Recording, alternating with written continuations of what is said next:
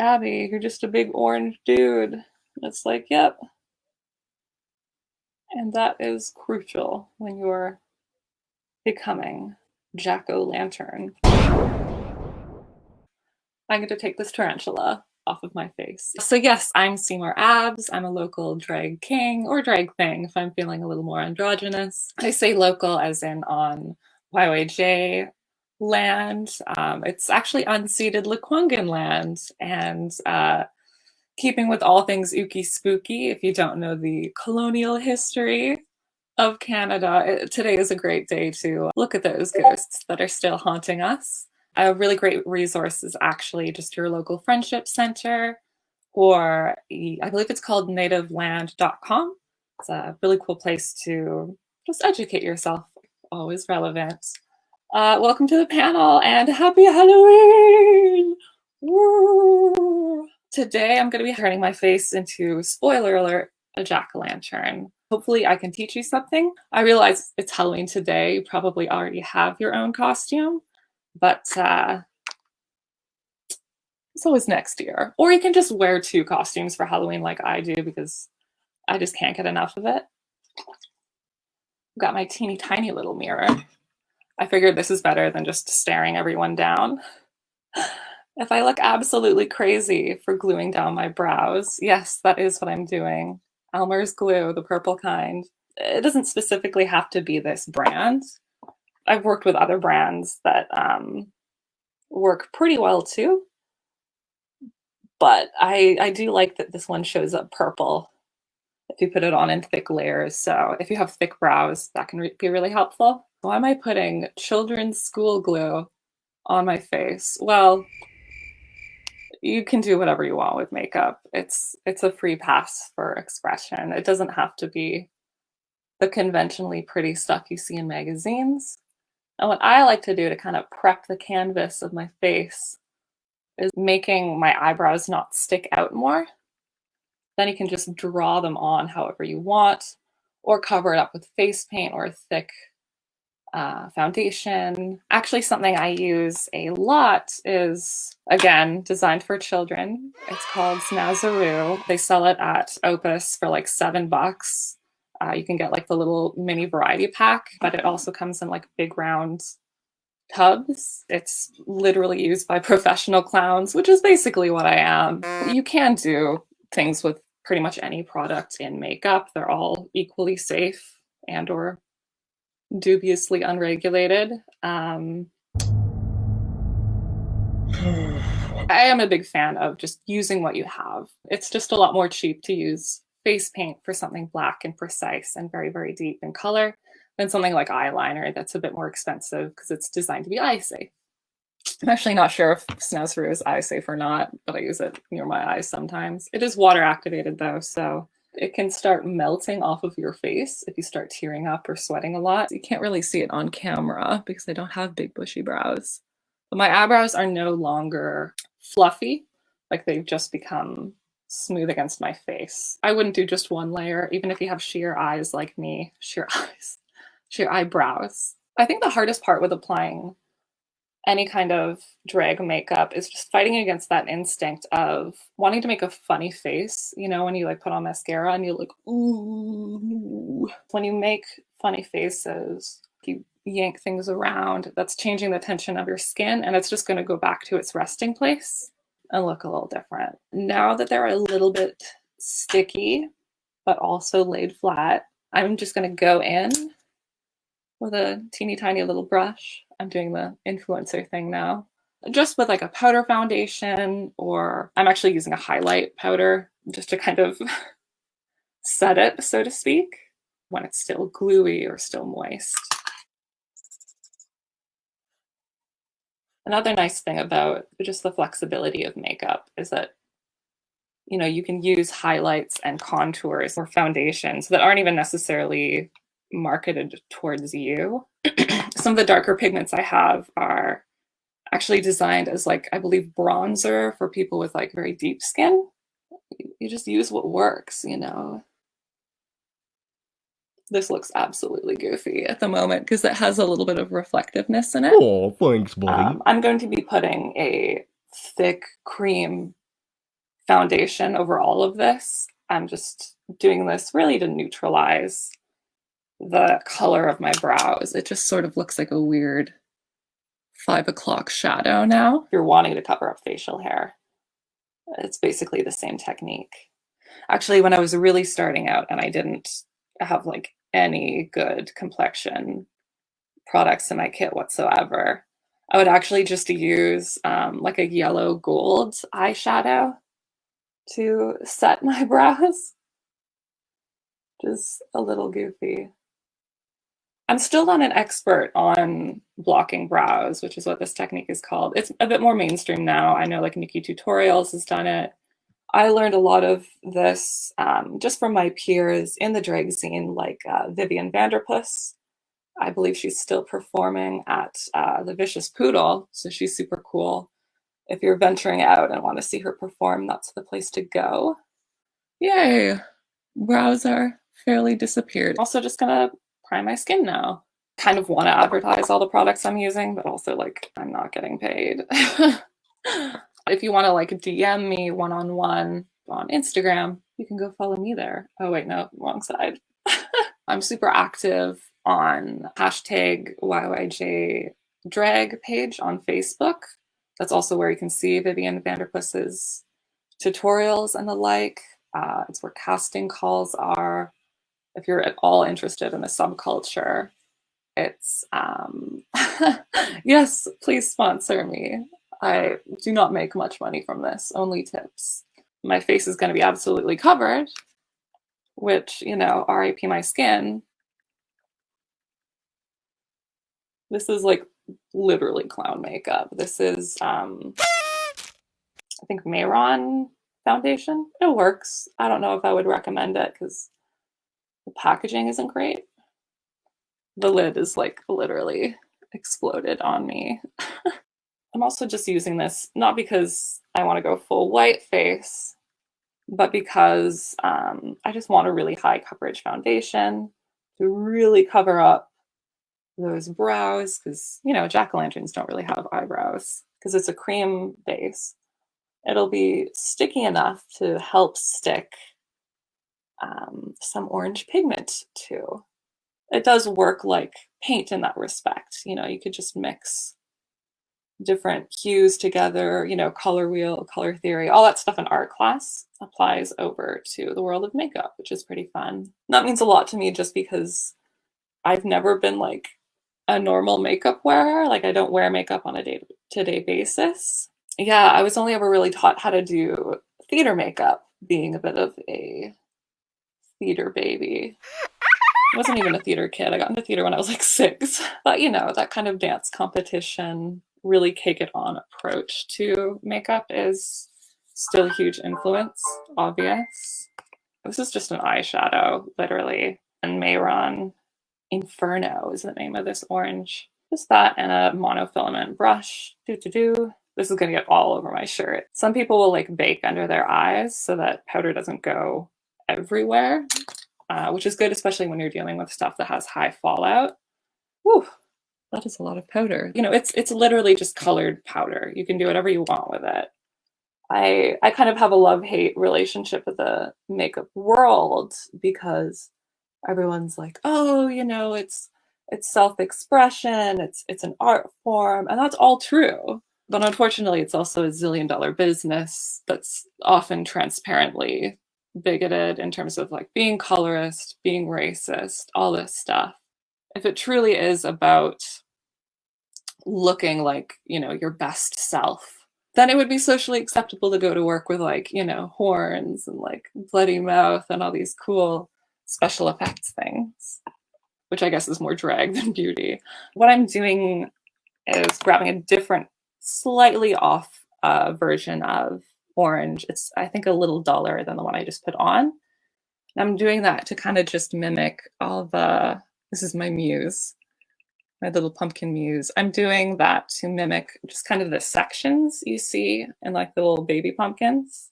My roommate is in the other room playing Animal Crossing, and I'm kind of jealous. I just want to see what all the cute animals are dressed up for Halloween. Oh wow, this is a lot more shimmery. I think I'm going to use both of these oranges layered on each other, but in a different order, if that makes sense. I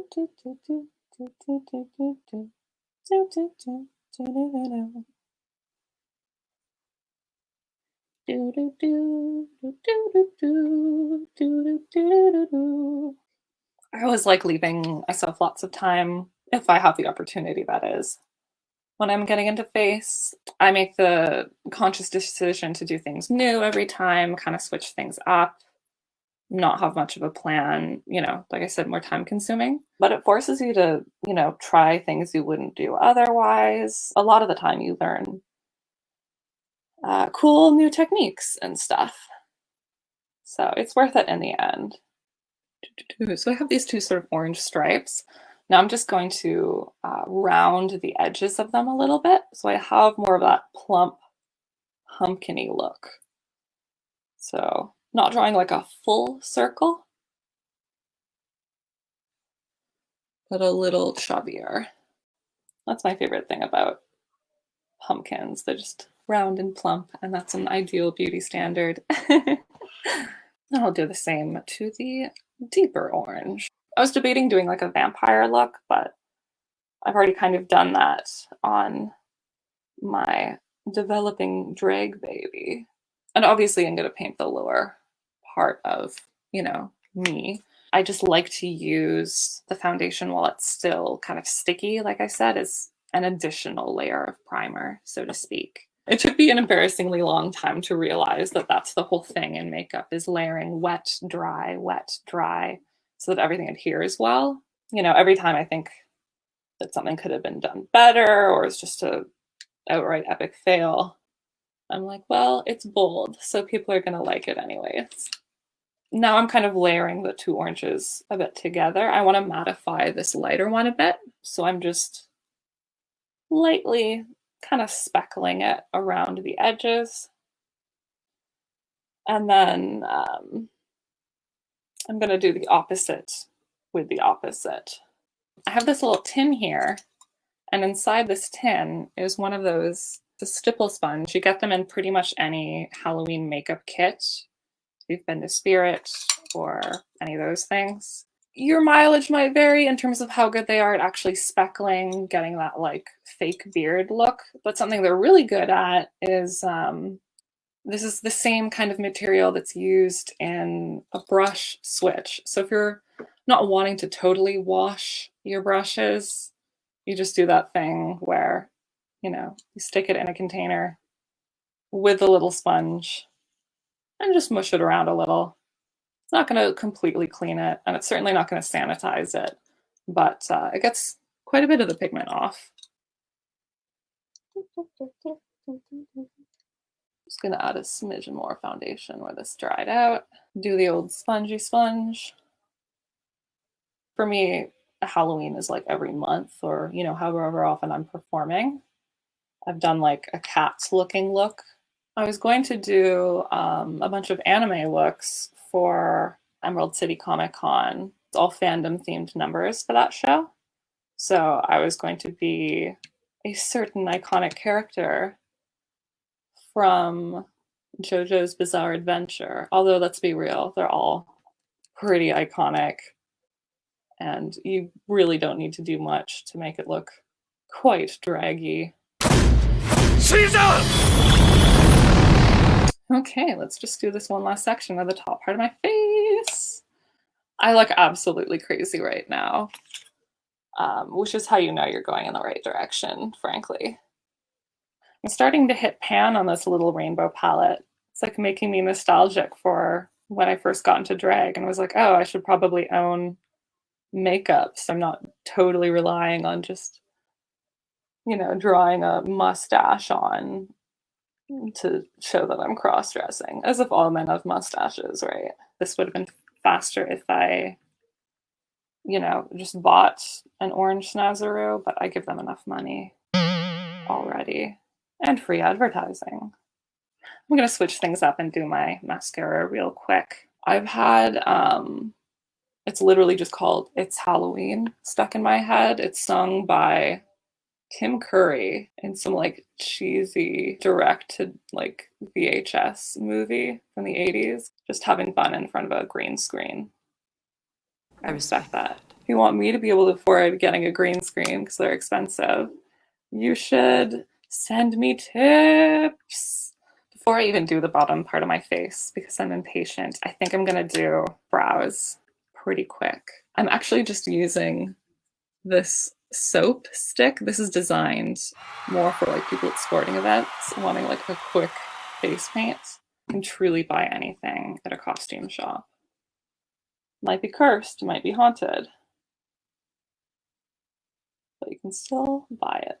This isn't showing up as bright as I hoped, but that's fine because it gives me a good guideline for eyeshadow as liner trick. They're not symmetrical enough. Oh yes, mirror. That would help for doing makeup. Oh.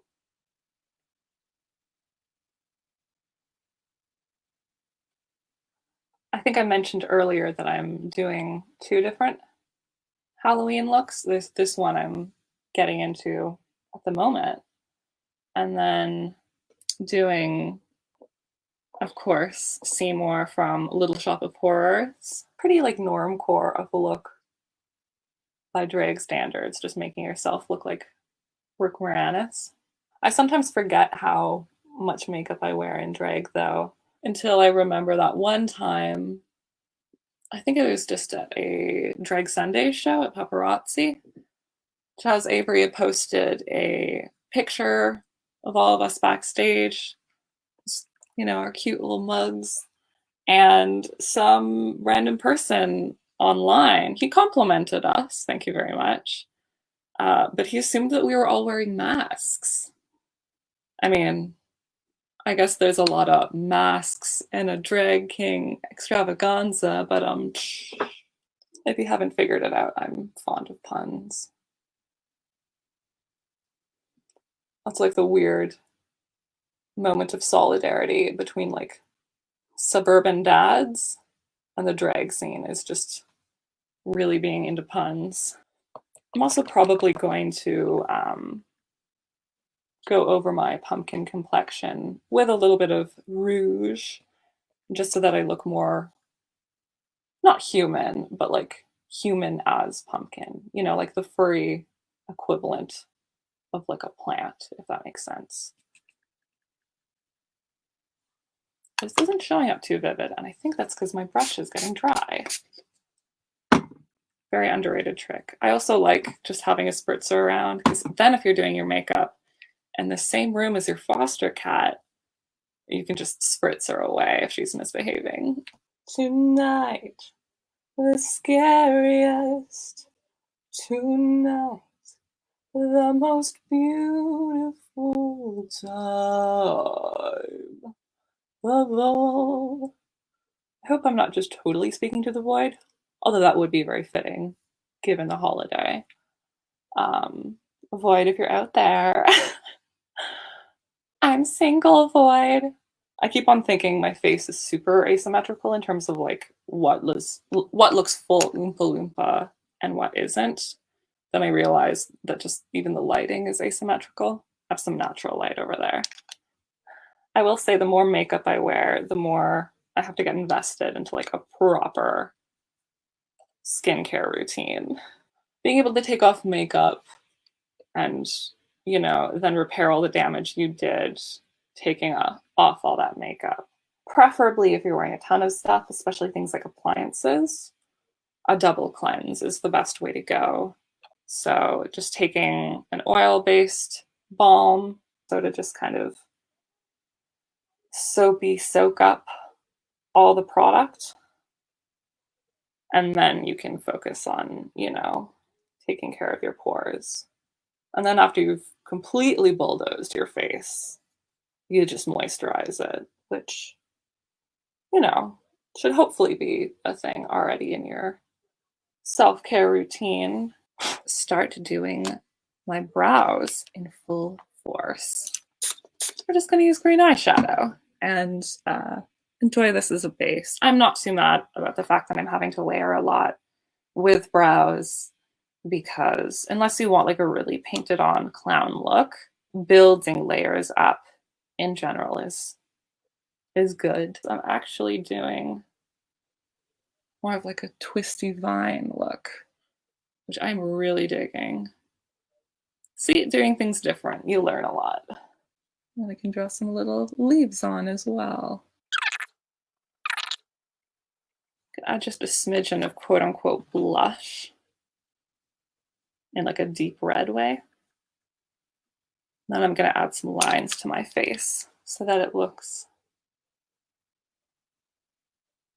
a bit more pumpkin-y. I guess blush is the one thing where you can like distort your face. If you're doing, you know, the really old school like apples of the cheeks approach, you gotta smile. Oh yes, this is coming alive. It's like Santa cheeks almost. Might actually just use this as a shadow to contour in general. So just under my nose.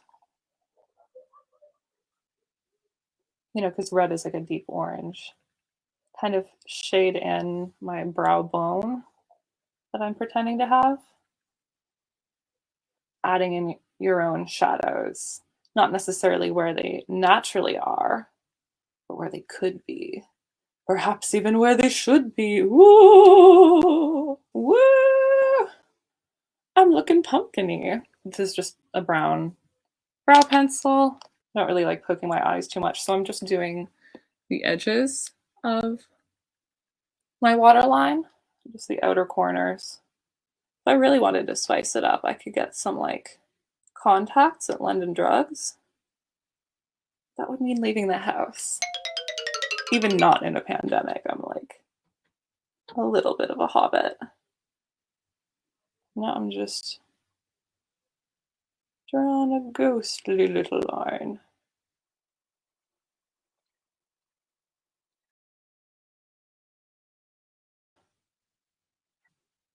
I do look slightly basketball-y.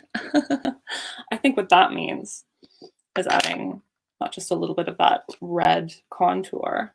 I'm going to do more of like a yellowy orange as a highlight, and then add a proper colorless highlighter as well, just to really pop.